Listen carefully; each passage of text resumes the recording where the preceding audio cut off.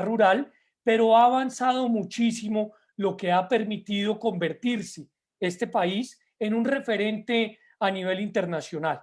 ¿Referente en qué sentido? Referente en innovación, en emprendimiento, pero también referente en conectividad. Colombia tiene una red de fibra óptica de más de 23.000 kilómetros, lo que permite hoy en día tener, por decirlo de alguna manera, una autopista de 6 carriles. Antes de la pandemia estábamos usando un carril. Hoy estamos usando, después de la pandemia, 3 carriles. Tenemos más capacidad, pero tenemos que seguir haciendo esfuerzo en conectividad en hogares y en conectividad en corregimientos. En esto último, el gobierno hace esfuerzos para avanzar. Las empresas de tecnología reciben espectro y ellas tienen que entregar a cambio conectividad. La última responsabilidad que tendrán es la de conectar más de 3.000 puntos, que va a permitir a muchos tener mejor conectividad. Entonces, vamos por buen camino, pero no hay que cruzarse de brazos, no hay que creerse el cuento, hay que trabajar día y noche para seguir avanzando. En efecto, como decía al inicio, un año de pandemia desnudó muchas falencias que tiene el país en materia digital, pero también permitió avanzar acelerada, aunque no planificadamente, en otros aspectos. Por ejemplo, el tema del teletrabajo. Antes de la pandemia eran muy reducidos el número de empresas que tenían esta actividad habilitada. Ahora, hoy es el pan de todos los días en las empresas. Otro tema donde avanzamos a los trancazos, la conectividad de las escuelas públicas, que ha mostrado que hemos tenido problemas allí, pero que la conectividad y la digitalidad vino para quedarse. Pero en ese contexto, toda la experiencia que usted tiene en el campo, ¿qué tareas pendientes le quedan al país por realizar en el corto y mediano plazo? Oiga, Andrés, quiero contarle una historia. Hace muchos años, cuando yo era viceministro de Trabajo, tramitamos la ley del teletrabajo y todo el mundo nos decía que estábamos locos, estábamos fuera de lugar, que para qué le dedicábamos tiempo a eso. Años después, tuve la fortuna de ser ministro TIC y logramos aumentar el número de 20.000 a 300.000 teletrabajadores en Colombia. La pandemia, de un día a otro, nos llevó de 300.000 casi a 10 millones, motivo por el cual tenemos que sentirnos tranquilos de que la red pudo soportar ese experimento. Ahora, como usted lo dice, hay mucho por mejorar. No podemos pensar que estamos haciéndolo del todo bien. Hay mucho por mejorar. En materia educativa, estábamos preparados para las clases remotas, pero nunca para las clases virtuales. Hay una gran diferencia. La clase remota es cuando el profesor se para junto con los alumnos en una plataforma e intercambian. La virtualidad tiene mucho que ver con la investigación, con las tareas, digamos, que uno tendría que hacer para presentar. Ahí hay un reto. Pero los retos más importantes que tenemos es entender que la tecnología es un aliado, no es un enemigo, que la tecnología va mucho más rápido que la legislación y que la tecnología debe estar al servicio de los ciudadanos. El usuario debe tener la capacidad de elegir si quiere hacer una compra a través de Internet o quiere ir al establecimiento de comercio, si quiere transportarse en un taxi o si quiere transportarse en una plataforma tecnológica o si quiere estudiar virtualmente o presencialmente. La tecnología es un aliado y luchar contra ella, pretendiendo verla como un enemigo, creo yo es una equivocación en la cual se han metido varios países fracasando. Colombia ojalá tome una distancia de esa tesis. Qué bien. Ya está usted en el sector privado desde hace un año largo y vemos con los reportes que nos envía un nuevo emprendimiento que se llama Alianza IN. ¿Qué es Alianza IN? ¿En qué está metido y qué nos puede contar al respecto de esta nueva aventura empresarial? Andrés, estoy presidiendo algo que se llama Alianza IN.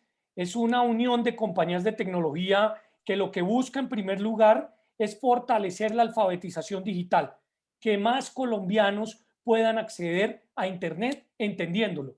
Segundo, creemos que es indispensable en Colombia enseñar desde chiquitos, desde muy niños, el pensamiento computacional. Como la gente sabe sumar o restar, también tienen la necesidad de aprender a escribir código. Y tercero, promovemos la construcción de ciudades sostenibles, de ciudades inteligentes. Esta alianza lo que busca es lograr que la tecnología sea un aliado de la ciudadanía, que la tecnología resuelva los problemas de la ciudadanía. Miren esta pandemia lo que pasó. Cerraron las ciudades y, por ejemplo, los domiciliarios que llevan un mercado, que traen una compra a la droguería, etcétera, arriesgaban su vida para que otros la protegieran. Significó que el comercio electrónico ayudó a enfrentar las dificultades de la pandemia. Lo propio, las plataformas de movilidad. Uno con tecnología tiene cómo hacerle seguimiento, trazabilidad, por ejemplo, al virus, saber en qué vehículo se montó un contagiado y evitar que otro coja ese vehículo. Y por eso es que esta alianza lo que está logrando es que Colombia entienda que hay muchos sectores que se pueden beneficiar con tecnología. ¿Para qué? Para ponerse al día. No hay que luchar contra ella, sino sumarla y convertirla en aliado. De eso es que se trata Alianza ahí. Precisamente, tomemos el ejemplo de un tema que ha generado mucho debate, que son las aplicaciones para usar transportes como Uber y similares, que, digamos, uno entiende la reacción de los gremios tradicionales del transporte, como los taxis, las asociaciones de taxis, que en Bogotá se opusieron al tema de Uber, al punto que de alguna manera el gobierno actual ha considerado ilegal el transporte, pero cuando los colombianos que tienen la posibilidad de viajar ven que el uso de Uber y plataformas para movilizarse son pan de todos los días y pueden coexistir el servicio de taxi tradicional con las plataformas digitales. Porque en ese sentido, ¿qué es lo que ha faltado en nuestro país? ¿Es un problema de falta de regulación por el Congreso? ¿Es un tema de cultural? ¿Es un tema que pues están afectando negocios que de cierta manera tienen una especie de oligopolio de hecho? ¿Cuál es la lectura que usted hace para que haya tanta reacción y oposición a este tipo de plataformas que en otros países funcionan sin ningún tipo de problemas? Bueno, vamos por parte. Lo primero es que todo cambio es difícil de aceptar. La tecnología cambia. Por allá en el año 1900 en Londres, el transporte público era a través de carretas, carretas que alaban los caballos. Y cuando llegó el vehículo automotor, pues obviamente quienes manejaban esas carretas se molestaron y no querían el cambio.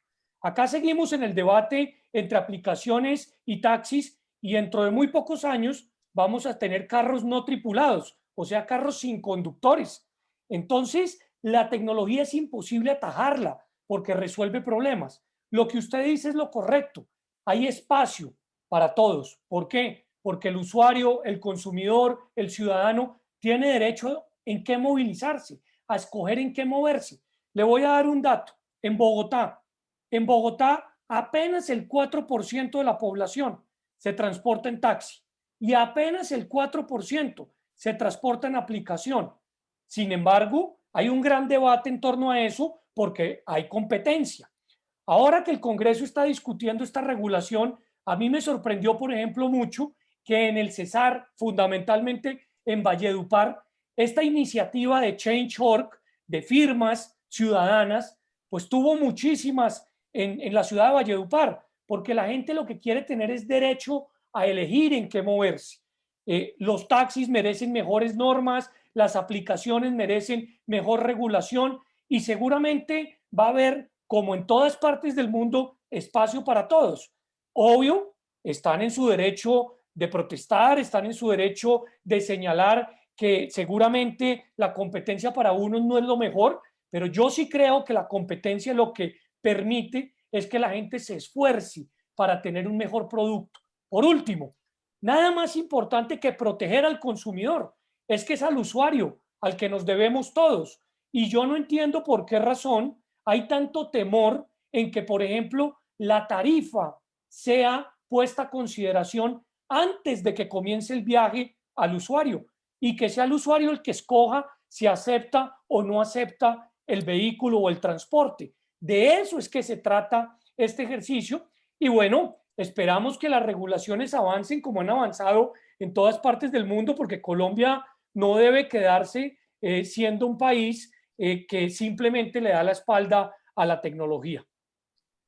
Dentro de de esa capacidad innovadora que tiene el país, están las famosas startups, las empresas que en el mundo digital empiezan a prometer. Y en Colombia hemos dado ejemplo digamos, a nivel internacional. Usted recordará que un colombiano se inventó un tema de que le está haciendo competencia a las tarjetas de créditos en Brasil, entre muchos otros desarrollos digitales. ¿Cómo estamos en este punto y qué papel juega Alianza ahí en esa, digamos, promoción de empresas en el mundo digital? Mire, Colombia ha sido catalogado como uno de los países más emprendedores del mundo, Andrés. ¿Por qué? Porque acá hay talento. Y hay talento no solamente digital, sino social. Hay muchos colombianos que lanzan su aplicación desde diferentes sectores. La agricultura, la medicina, el transporte, el sistema financiero. Y todos tienden a tener éxito porque de alguna otra manera lo que están pensando es cómo hacerle la vida más fácil al ciudadano. Y de eso es que se trata, de lograr recordar que Colombia pues ha aportado muchísimo al ecosistema digital, pero es un ecosistema que hasta ahora están haciendo.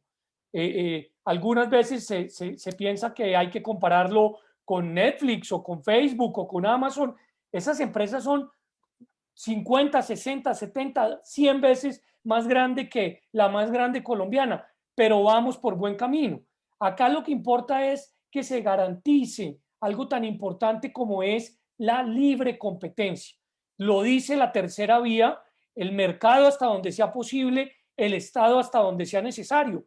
Claro que hay que tener regulación, pero hay que tener regulación para incentivar la competencia. ¿Por qué? Porque de esa manera quienes se benefician pues son los ciudadanos. Seguramente a los bancos no les interesa tener plataformas digitales que les compitan, pero es el ciudadano el que va a determinar cómo hacerlo.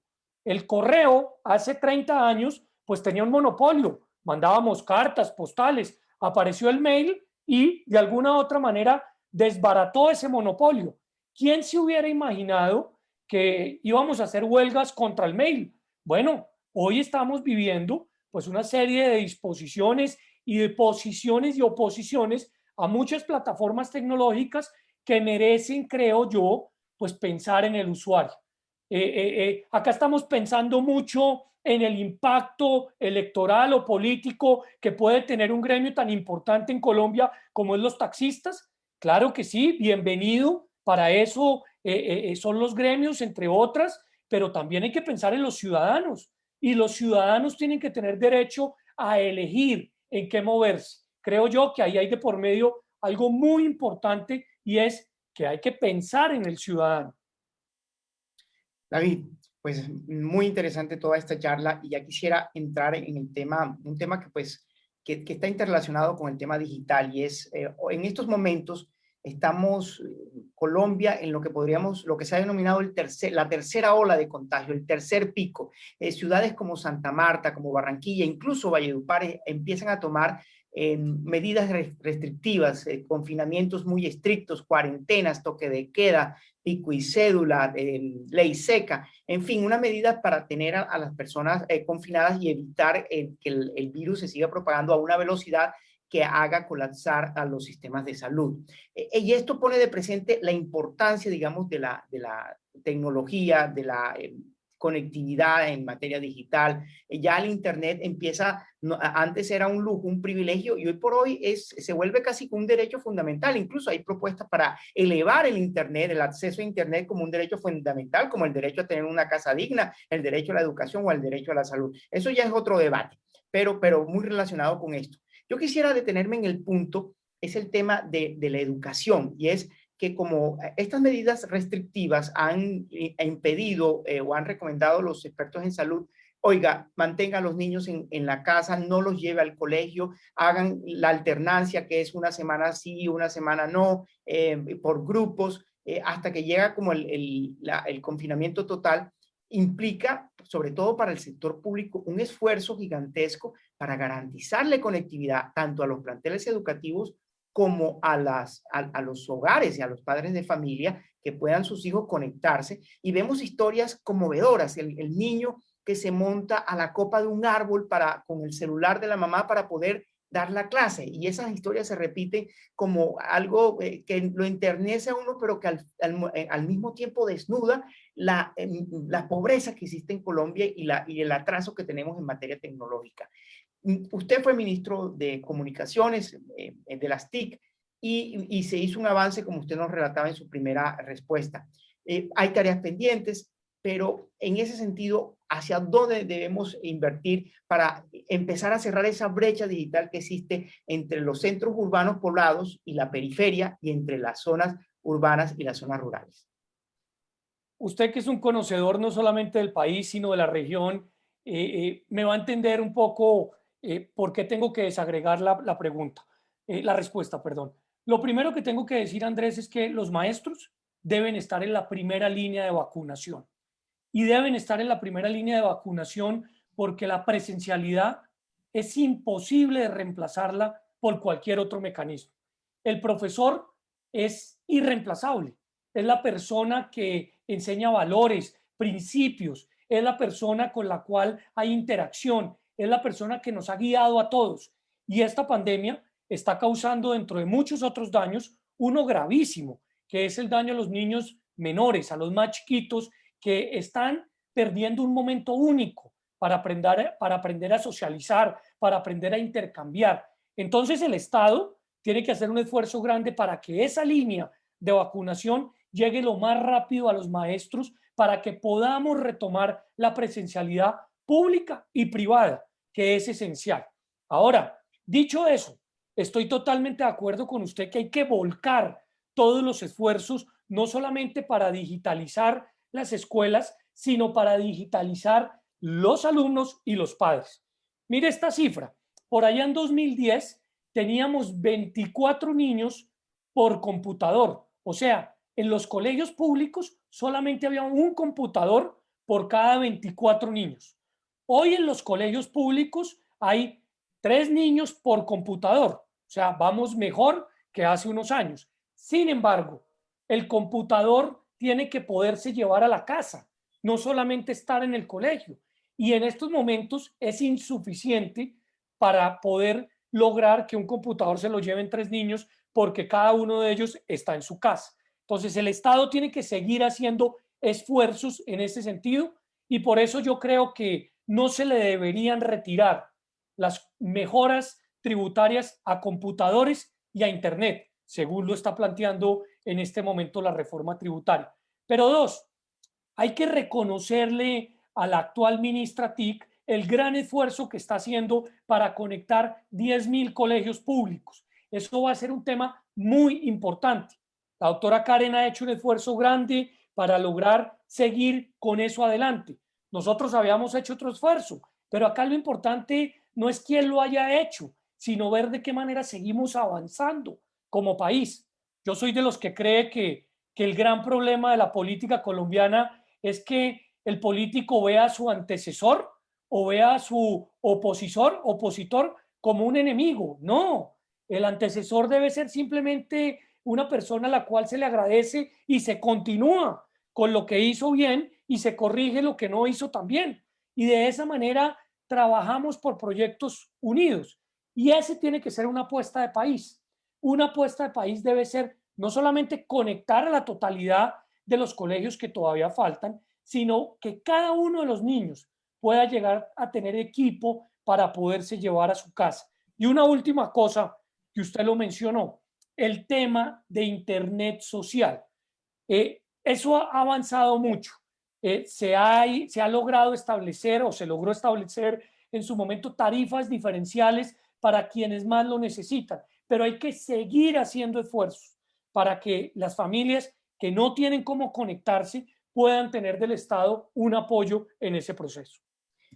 Bueno, el tiempo en radio es implacable, ya estamos llegando al final, David, y es muy agradable dialogar con usted. No se imagina la cantidad de reacciones y preguntas que nos envían los oyentes.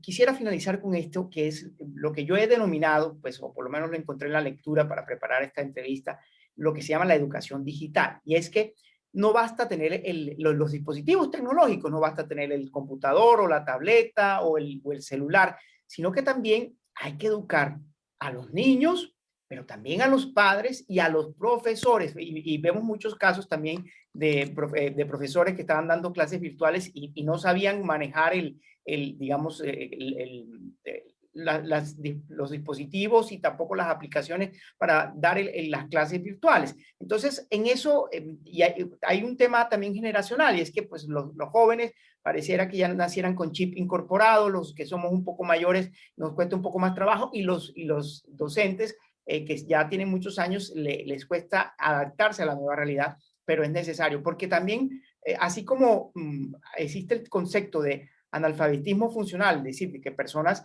que son analfabetas, aunque sepan leer y escribir, no tienen una muy buena comprensión de lectura, hay un concepto que se llama el de analfabetismo digital, y es que personas que no tienen una formación básica para administrarse bien en el mundo digital. ¿Cómo avanzar y cómo seguir casos de ejemplos exitosos de otros países?